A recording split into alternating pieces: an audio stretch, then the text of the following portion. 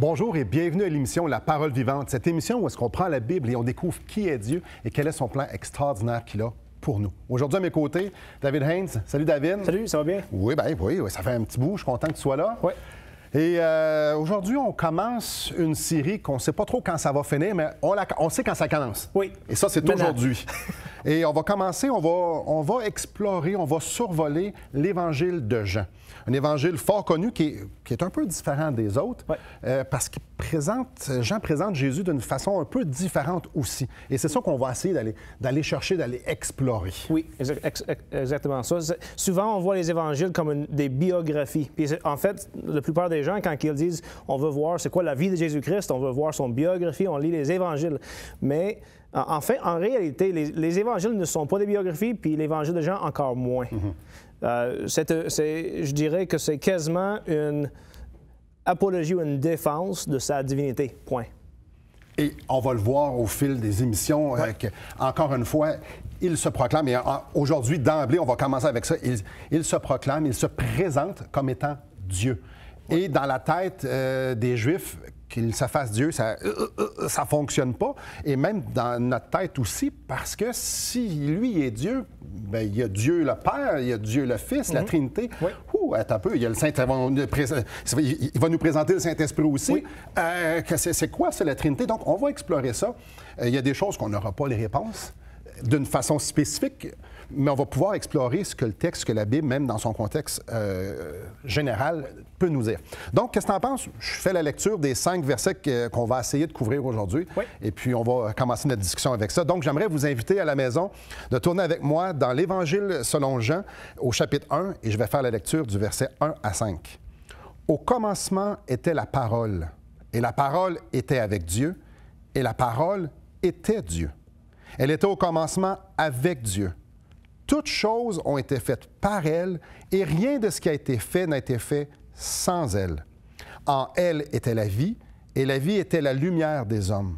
La lumière luit dans les ténèbres, et les ténèbres ne l'ont point reçue. » Donc, on va survoler, parce qu'on pourrait, juste dans le premier verset, faire plusieurs émissions. Donc, ça nous dit qu'au commencement, était la parole, et la parole était avec Dieu, et la parole était Dieu. J'aimerais ça qu'on commence à discuter au commencement.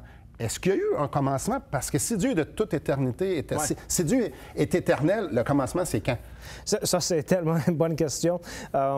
Augustin a déjà interagi avec cette question. Est-ce que Dieu existait avant le commencement du monde? Puis il dit, celui qui demande cette question ne devrait pas le demander. C'est une question dont il n'y a pas de réponse. La question de commencement, qu'est-ce qu'on fait avec ça? Si on dit que Dieu était avant le monde, c'est comme si on est en train de le mettre déjà dans le temps. Ou est-ce que Dieu est éternel. Donc, lorsqu'il parle ici de commencement, c'est clair qu'il parle du commencement du monde. Et ça nous fait penser à Genèse chapitre 1. Et en fait, ce verset, on ne peut pas savoir qu'est-ce que Jean pensait quand il a écrivé, mais c'est assez clair qu'il est en train de penser à Genèse chapitre 1, verset 1, où on parle de la création. Et on dit littéralement « au commencement ». Ça commence de la même manière. Au commencement, Dieu créa le ciel et la terre. Et c'est un peu spécial, et je fais juste ajouter un peu à ce que tu dis. Nous, là, on est habitués, et ça, c'est un mot d'homme. Je crois que Dieu utilise un mot pour qu'on puisse comprendre quelque chose de beaucoup plus grand. Et juste pour se donner un petit peu d'ordre ici dans nos pensées, il y a eu un moment donné qu'il y a eu le soleil, qu'il y a eu la lune, et ce fut le premier jour. Le temps a commencé à être calculé. Mais avant, le temps était-tu calculé? Donc, nous, là, tous les points de référence qu'on a, moi, j'ai une naissance et je vais avoir une mort. Chaque chose qu'on voit, le verre a été fabriqué, la matière a commencé à exister. Chaque chose qu'on voit a un commencement et a une fin. Mais Dieu, lui, a institué le temps. Donc, c'est pour ça qu'on dit que Dieu est à l'extérieur du temps, parce qu'avant que le temps soit existé, la mesure du temps, lui était à l'extérieur. Le temps, c'est un de ces sujets qui est vraiment plus profond que le monde pense en général. L'approche traditionnelle à la question du temps, c'est que le temps n'est rien d'autre que la mesure du mouvement. Puis ça sonne compliqué quand on dit ça de même, mais quand on pense à notre temps, on check notre montre, puis on voit les heures, puis les minutes qui passent. Oui. Mais c'est quoi cette mouvement, cette mesure? C'est la mesure du terre qui tourne sur son axe autour du Soleil. Et donc, il y a ce mouvement qui est compté. Donc, les philosophes, les théologiens, même Augustin, ils disaient que le temps, c'est la mesure du mouvement. Si quelque chose n'est pas mu, si quelque chose n'est pas en mouvement, entre guillemets, s'il n'y a pas de changement dans cette chose, cette chose n'est pas mesurée par le temps. Donc, c'est pour ça que les chrétiens ont toujours affirmé avec beaucoup de certitude que Dieu n'est pas temporel, qui est éternel, qui est avant temps et qu'il est même, comme on dit en Ésaïe, le Père du temps.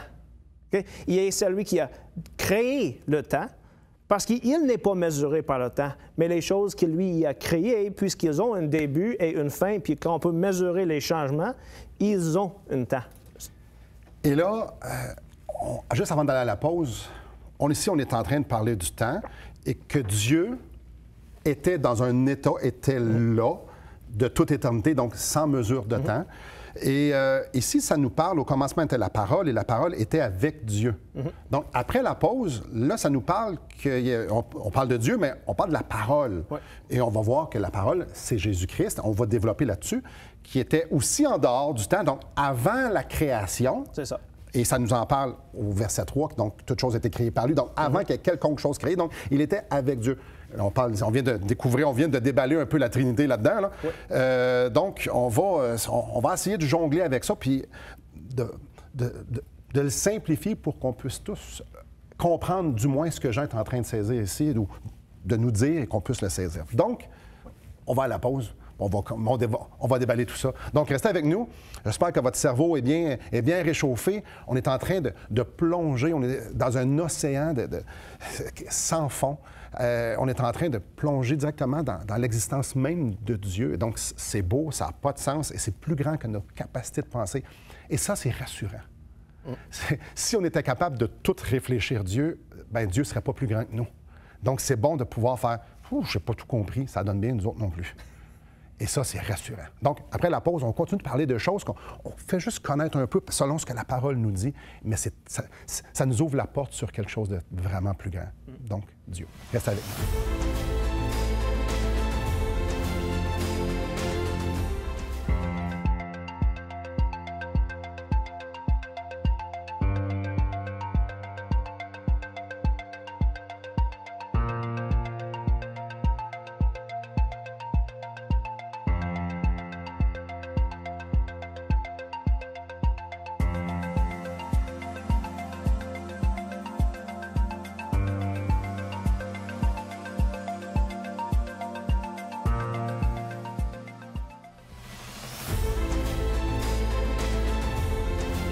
Bonjour à vous. Donc, ce qu'on a vu, c'est qu'avant la création, Dieu existait de toute éternité. Et juste vers la fin, j'ai mentionné qu'ici, ça parlait de la parole. Ça parle de Jésus. Donc, Jésus était aussi avant la création parce qu'il est l'agent créateur. Oui. Donc, s'il est le créateur de toute chose, il ne peut pas être créé lui-même. Et ici, au verset 1, les témoins de Jéhovah, pour les nommer, nous disent que Jésus était un Dieu, était une divinité et que lui aussi a été créé. C'est dans la dernière partie de ce verset. Tu peux quasiment diviser le verset en trois. Au commencement était la parole, et la parole était avec Dieu, et la parole était Dieu. Et c'est dans cette dernière section-là, la parole était Dieu, que le témoin Jéhovah, dans leur livre, ils insèrent un petit mot, un. Qui fait toute la différence. Et ça fait énorme différence parce qu'aussitôt que tu ajoutes un, tu commences à penser peut-être que tu es en train de parler de plus qu'un Dieu ou du moins une distinction importante dans la nature divine. Et même dans une de leurs traductions qui sont approuvées, au lieu de dire « était un Dieu », ils disent « était divin ». Mais le texte ici, lorsqu'on retourne dans le grec, le « un » qu'ils insèrent dans leur traduction n'est pas justifié, ne devrait même pas être là. Et drôlement, dans leur propre Bible, Nouveau Testament interlinéaire, ce qui veut dire qu'ils ont le grec et le français ou l'anglais traduit au-dessus, dans la traduction au-dessus de la grecque qui est rendue « la parole était Dieu », c'est dit « la parole était Dieu ». Littéralement, comment est-ce qu'on lit? Leur traduction est changée, mais dans le texte même, il reconnaît là. Donc, au niveau linguistique, ben, on est obligé d'arriver à la conclusion que Jean ici présente Jésus comme étant avec Dieu et qu'il était Dieu. Oui. Et au niveau théologique, si on prend le contexte un peu plus large, une théologie ici biblique, d'un couvert à l'autre, Dieu dit spécifiquement à Israël, il n'y a qu'un seul Dieu. C'est ça. Il y a juste un Dieu. Les autres, ce sont tous, surtout dans Isaïe, on le voit à maintes et maintes reprises. Les autres dieux, c'est des fabulations que les hommes se sont fait. Oui. Donc, ce sont des aberrations. C'est pour ça que dans les 10 commandements, le premier commandement, c'est que tu vas juste avoir un Dieu. Mais pourquoi? Parce qu'il n'y en a rien qu'un. Exactement. Donc, ici, si ça nous dit que Jésus était un Dieu, on est en train de parler d'une religion polythéiste. Polythéiste. Et dans la parole de Dieu, il y a juste un Dieu. Oui, exactement. Et si je peux ajouter, pendant qu'on est sur la question de la divinité de Jésus-Christ, j'ai mentionné au départ que tout cet évangile a comme but de démontrer la divinité de Jésus-Christ. Le verset clé dans lequel Jean explique son but en écrivant cet évangile, c'est Jean chapitre 20, les versets 30 à 31. Puis, il dit très clairement qu'est-ce qu'il veut faire avec tout ce qui est décrit ici. Il dit, en verset 30, Jésus a fait encore en présence de ses disciples beaucoup d'autres miracles. En fait, le mot en grec, c'est « signe ». Et ce mot « signe » a une grande importance dans ce livre. Donc, d'autres signes qui ne sont pas écrits dans ce livre, mais ceci est écrit afin que le but est... La raison. J'ai écrit ça pour que vous croyez que Jésus est le Christ, le Fils de Dieu, et qu'en croyant, vous ayez la vie en son nom. Et donc, il dit très clairement, ce livre a comme but de vous démontrer, de vous faire croire que Jésus est Dieu. Point. Et qu'en le croyant, vous pouvez avoir la vie. Donc, qu'on regarde les évidences dans le texte, dans le verset même, qu'on regarde dans Jean, qu'on regarde dans la Bible au complet, on peut arriver à la conclusion. Il y a juste une conclusion. Jésus, c'est Dieu. Ouais. Et ça se peut qu'on fasse, mais comment est-ce possible? On ne sera pas les premiers. Non, on ne sera pas les premiers. Tous les chrétiens, les premiers chrétiens, ils luttaient avec cette question parce qu'ils lisaient les évangiles, ils les prenaient comme parole sacrée, comme parole de Dieu, et ils demandaient la question, mais qu'est-ce qu'on fait avec ça? On sait qu'il n'y a qu'un seul Dieu. Et Jésus, il parle du Père comme étant Dieu. Mais Jésus dit très clairement, à multiples reprises, et c'est tout écrit dans l'évangile de Jean, il dit « Je suis Dieu ». Même que dans le grec, c'est passionnant de voir comment il utilise les termes clés que le monde d'Israélite prenait comme nom propre de Dieu. Yahweh, c'est ça. Yahweh, il dit en grec « ego émi » et à multiples reprises à travers l'évangile de Jean. Donc, il est en train de dire « Je suis Dieu ». Et il parle de l'Esprit Saint, que lui aussi est Dieu. Et les premiers chrétiens demandent la question, OK, on a 3 personnes claires, Père, Fils, Esprit Saint. C'est clair qu'ils sont différents. C'est le Père et le Fils qui envoient l'Esprit Saint. Le Père a envoyé le Fils. Qu'est-ce qu'on fait avec ça? Parce qu'ils non seulement sont 3 personnes, mais ils sont chacune Dieu. Avec des responsabilités, ou ça c'est des mots humains, là, avec des responsabilités différentes dans le salut des hommes. Oui, exactement. Quand que Christ est mort sur la croix pour notre salut, c'est pas l'Esprit Saint et le Père qui sont morts sur la croix, c'est le Fils. C'est le Père qui nous a choisis, c'est le Fils qui est mort, et c'est le Saint-Esprit qui nous donne la vie. Exactement. Ouh. Bon, on revient à la surface, OK? On revient à la surface. Ça nous dit ici que Jésus était avec Dieu et que Jésus était Dieu, qui était là au commencement avec Dieu. Et j'aimerais juste parler, au début du verset 4, ça nous dit « En elle était la vie ». Donc, en 1 minute, mets-nous à la bouche sur ce qu'on va voir dans le prochain segment. Bien, quand on parle de la vie ici, encore... 1 minute, c'est court, hein? C'est très court, dans une seule minute, de parler de qu'est-ce qu'on va voir. Mais Jésus dit dans l'Évangile de Jean, « Je suis la vie ». Et une des choses qu'on voit à travers tout le Nouveau Testament, c'est que notre vie est en lui.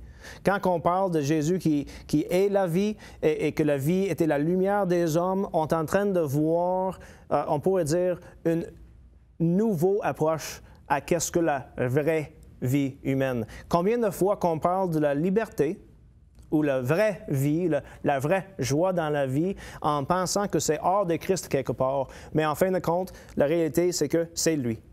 Ce n'est pas personne d'autre. Ce n'est pas quelque chose d'autre. Il est la vie. Point. Je t'arrête là-dessus. On va aller pas mal plus loin que ça. Belle introduction. Mais juste avant d'aller à la pause, j'aimerais vous faire le cadeau du livre Destination finale de Marc Hale. Marc Hale a pris les Écritures et a dressé le plan de Dieu. En fait, il nous présente Dieu, il nous présente Jésus. Pourquoi Jésus est venu? Pourquoi nous, on est ici? Où est-ce qu'on s'en va après la mort? Donc, le livre Destination finale de Marc Hale, tout ce que vous avez à faire, c'est de communiquer avec nous et ça va nous faire plaisir de vous l'acheminer tout à fait gratuitement. Sur ce, restez avec nous. Après la pause, justement, on va parler que Jésus est la vie. Il est la source de la vie. Et c'est quoi les implications pour nous? Donc, restez avec nous. Depuis maintenant 15 ans, nous avons l'immense privilège d'annoncer la bonne nouvelle de Jésus-Christ. Par la grâce de Dieu, nous avons fait plus de 500 émissions, distribué gratuitement des milliers de livres et que dire des centaines de personnes qui ont répondu par la foi à l'appel de Jésus. Aujourd'hui, nous aimerions inviter ceux qui ont reçu cette bonne nouvelle à faire équipe avec nous. Aimeriez-vous avoir un impact dans la francophonie pour l'Évangile? Joignez notre équipe en participant financièrement à la production de l'émission et en nous permettant de continuer à offrir de la littérature gratuitement à ceux qui sont ouverts à l'Évangile. Contactez-nous. Il nous fera plaisir de vous partager comment vos prières et vos dons peuvent faire la différence.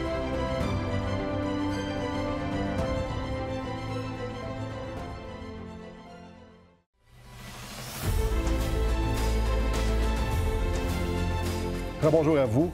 Donc, Jésus est Dieu. Ouais. Il y a Dieu le Père, Dieu le Fils, Dieu le Saint-Esprit.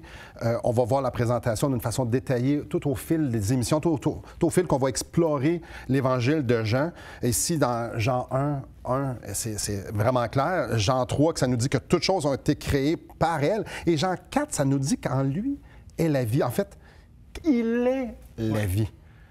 C'est quoi les implications de ça? Il y a tellement d'implications, puis juste quand tu l'as dit, j'ai encore d'autres qui s'en viennent dans la tête. Dans le contexte du commencement, il y a la chose évidente, il est la source de la vie. Autrement dit, il a créé tout qui existe, qui est vivant. Donc ça, c'est le plus évident d'un certain sens dans le contexte de la création. Mais dans l'Évangile de Jean, il y en a des versets qui vont encore plus profonds, qui sont encore plus intéressants côté, en rapport avec la vie. On peut parler de la résurrection de Lazare en Jean 11. Jean 11. Oui. Donc, Lazare qui est une amie proche à Jésus, il apprend pour sa mort. C'est dans ces versets ici où on a le plus petit verset dans la Bible, Jésus pleura. Et on voit le côté, on pourrait dire, très humain de Jésus-Christ. Mais c'est aussi dans ce contexte ici qu'il est en train, il redonne la vie à Lazare. Et ça, c'est vraiment spécial parce que la mort domine. Oui. Tu ne peux pas te battre contre la mort. Je ne veux pas simplifier ça ou paraître moqueur, mais on a une date d'expiration et on ne peut pas la repousser. Là. Et tout le monde qui ont existé sur la Terre vont mourir d'une façon naturelle, d'une façon dramatique, de toutes sortes de façons. Et ici, Jésus dit au verset 25, « Je suis la résurrection et la vie. Celui qui croit en moi vivra, même s'il meurt. » Et quelques instants après, il dit, Lazare, qui a déjà commencé à sentir, il était déjà dans sa sépulture, il dit, Lazare, sort. C'est ça. Et il sort. Il revient à la vie. Ça nous donne une belle illustration que la vie sort de lui. C'est lui la vie. Il a le pouvoir sur la vie parce qu'il est la vie. Et il faut dire quelque chose à ce point qui est tellement important. Dans l'Ancien Testament, il y a une multitude de versets qui sont assez clairs, où ce que Dieu parle à Israël à travers les prophètes, et il dit, c'est moi qui ai le pouvoir de la mort et la vie dans mes mains. Personne d'autre a le pouvoir de donner la mort ou la vie. C'est moi. Puis là, d'un coup, tu as Jésus-Christ qui est ici devant le tombeau avec un homme qui est mort dedans depuis plusieurs jours. Comme tu as dit, il commence à sentir. Donc, on sait que ça commence à décomposer. Et par sa propre parole, il ne dit pas « Dieu, pourrais-tu faire quelque chose? » Il prie à Dieu. Mais il dit « Sors. » Et il sort, vivant. Et juste comme si c'était pas assez clair qu'il est en train de démontrer qu'il est Dieu, il leur dit, comme tu as lu, « Moi, je suis la résurrection et la vie. » Et cette petite phrase-là, « je suis », c'est en grec « egoémie ». Dans l'Évangile de Jean, il y a plusieurs places où ce que Jésus va dire quelque chose de ce genre-là. « Je suis », puis il va avoir un petit mot à la fin, le bon berger. Mais ici, c'est la résurrection et la vie. Et la résurrection de Lazare, c'est l'évidence de cette affirmation. Il est en train de dire « Je suis Dieu, voilà la preuve ». Quand Dieu dit à Moïse, tu vas aller voir mon peuple et tu vas les diriger dans le désert, Moïse demande à Dieu, ouais, mais je vais lui dire, t'es qui, qu'est-ce que je dis de toi? Il lui dit, dis-leur, je suis. C'est ça. Yahweh, je suis celui qui est, comme on parlait au commencement, il était là, celui qui existe dans un état parfait, éternel, infini, c'est moi. Donc, Dieu se présente, c'est son nom. Comme moi, c'est Simon, toi, c'est David. Lui, c'est l'Éternel. C'est le mot qu'on a traduit ici dans nos Bibles françaises, c'est l'Éternel. Donc, on voit, quand on dit « il est la vie », on voit Jésus donner la vie et on voit Jésus aussi donner la vie alors qu'il crée toutes choses. C'est par sa parole. C'est la parole qui a dit que la lumière soit. Exactement. Dieu dit que la lumière soit. Pouf, la lumière, elle vient. Donc, ça, c'est une des grandes implications. Une des grandes implications, c'est que littéralement, nos vies sont dans sa main. C'est lui qui nous donne la vie. Ce que ça implique directement aujourd'hui, c'est que j'ai plus peur de la mort. Pourquoi avoir peur de la mort quand que je suis l'esclave de celui, le fils, on pourrait dire, le beau-frère, si on va plus loin dans la théologie, de celui qui est la vie, qui tient le pouvoir de la vie et la mort dans sa main. Il ne fait pas juste la donner. Non. C'est lui, étant donné qu'il était en dehors de toute chose, de toute création, la vie prend source en lui. C'est ça, exactement. Donc, je suis d'accord avec toi, pourquoi je craindrais la mort alors que celui qui m'a racheté m'a donné ce qu'il est? Oui. Et donc, je vais arriver au verset 5. La lumière, lui, dans les ténèbres. Non, la lumière, la vie, parce que la vie était la lumière. Ouais. La lumière vient dans les ténèbres, donc la lumière est venue sur la terre. Et les ténèbres ne l'ont point reçue. Et les ténèbres, ici, ça fait référence à toute la sphère humaine. Oui. Donc, les humains ont refusé la lumière pure, la lumière divine. On parle ici de la vie, on parle de celui qui était au commencement, celui qui a tout créé. Le Créateur est venu, puis on lui a dit, va-t'en. Oui, en fait, exactement. On préfère les ténèbres. Et le texte est assez clair. On préfère les ténèbres parce qu'on peut faire ce qu'on veut dans les ténèbres et personne ne le voit. Et aussitôt que la lumière vient, la honte vient avec souvent. Et ce verset-là, cette phrase-là, « je suis la lumière », bien, la lumière est venue, fait penser justement à une autre affirmation de Jésus-Christ, « je suis ». Chapitre 8, verset 12. « Je suis la lumière du monde. Celui qui me suit ne marchera point dans les ténèbres, mais il aura la lumière de la vie. » Et c'est comme si ce verset vient tout tisser ensemble qu'est-ce qu'on est en train de dire ici. Celui qui suit Jésus-Christ ne marche pas dans les ténèbres. Jésus est venu et les ténèbres l'ont rejeté. Mais ceux qui l'acceptent marchent dans la lumière et cette lumière, c'est la vie. Donc, des fois, quand que je pense à ces sujets, puis on peut aller tellement profond. Quelles sont des choses qu'on regarde dans la vie qui sont bien? La lumière, la vie, la joie, la bonté, la beauté. Et le texte est en train de nous dire que Jésus est ces choses. Il est tout ce qu'on désire. Et quand il vient, on le rejette. Imaginez, Dieu vient. Et nous, on remplit notre vie de toutes sortes de choses. On cherche la joie, comme David vient de le dire. On cherche la joie, on cherche la vie, on cherche la lumière, dans toutes plein de choses. Puis Jésus, il est venu. Puis on l'a crucifié. L'importance qu'il vienne, elle est capitale. Et l'importance de l'accepter, de voir sa valeur et de dire, c'est ça que je veux suivre, c'est cette lumière-là, c'est cette vie-là, je la veux, est tout aussi capitale. Après la pause, j'aimerais ça qu'on puisse justement regarder ça, terminer l'émission en se posant quelques questions. Mais commencez déjà pendant la pause à réfléchir. Hey, qu'est-ce que j'en fais, moi, de Jésus? Est-ce qu'il y a juste une petite place ou pas de place où il fait partie de ma vie entière? Et je le suis parce qu'il est ma lumière, il est ma vie. Prenez le temps pour y penser pendant la pause et on y revient. Restez avec nous.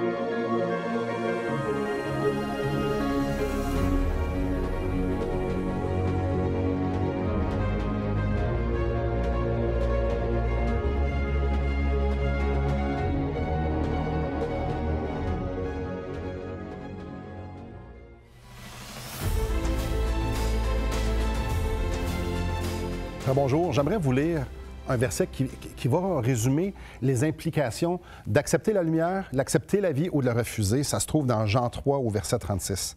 Celui qui croit au Fils a la vie éternelle. Celui qui ne croit pas au Fils ne verra point la vie, mais la colère de Dieu demeure sur lui. Deux implications. C'est clair que dans le texte, qu'est-ce qu'on voit, c'est que de rester dans la lumière, c'est de retrouver la vie, mais c'est pas juste la vie sur cette terre. C'est pas juste la vie qu'on a de tous les jours. C'est une vie éternelle. En fait, on pourrait plutôt dire c'est la vraie vie. La conséquence, c'est la mort. Et c'est le contraire. C'est la mort éternelle. Donc, c'est pas comme genre juste qu'on est anéanti. Non, c'est au contraire qu'on vit les conséquences éternelles de notre choix de ne pas rentrer dans la maison.